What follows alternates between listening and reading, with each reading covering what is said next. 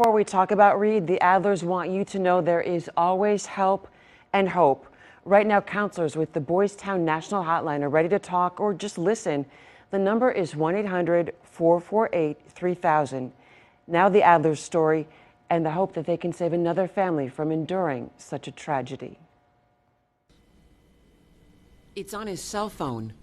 Mark Adler's favorite family selfie. His wife Joni, girls Camille and Jade, and the Adlers' only son, Reid. Interesting, and I maybe look at it different than others, but we can go from that to where we are now. The Adler family shattered. Reid is now missing from the picture. He had the biggest heart. He was just, would do anything for anybody. And he was always that guy that, you know, no man left out, no person left out.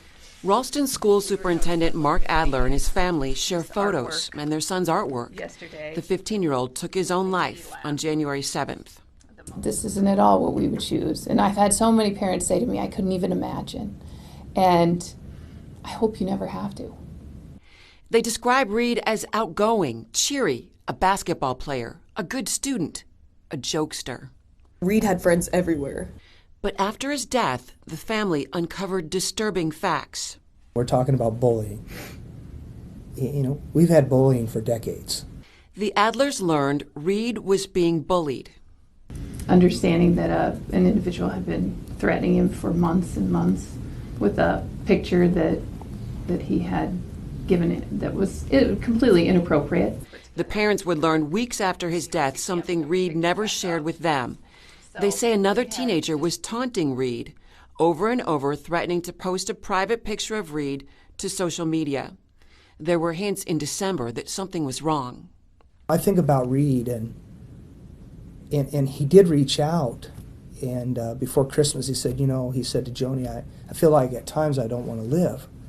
And we automatically went to counseling and had some great times. We were able to really talk to him about how special he was. The family can only imagine what Reid was thinking. I'm going to let my parents down. I'm going to let my sisters down. I'm going to be embarrassed for myself. I've got all these friends. And I guess, the shame and the thought of having to explain that to us, to the rest of the student body. Obviously, it was a very snap decision for him to take his life. His sister Camille now wears a locket. It had his finger imprinted on the front. Jade seeing constant reminders of her freshman brother at Ralston High. It's just everywhere. You look. Sorry. It's okay. Her father and the district renewing their stand against bullying. We didn't know what was happening with Reid. Do you think that the leader of the district would let his own son get bullied like this? Absolutely not. But I'm going to tell you this, I'm not going to let any of our kids get bullied if we know about it. Mark and Joni urging kids to talk with their parents about whatever is on their hearts, no matter how embarrassing or painful. I guess, if there's a message that I could share with a student, the rest of the children, just don't leave your parents out. And a message for parents to be fully present in their children's lives. The Adlers say they were. It's unconditional love. We're going to love you no matter what, and we're going to help you. And know that no matter where you're at, somebody's going to help you.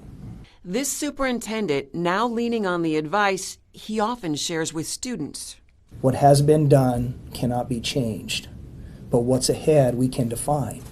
And so we have to work on what are we going to define down the road? What are we going to stand for?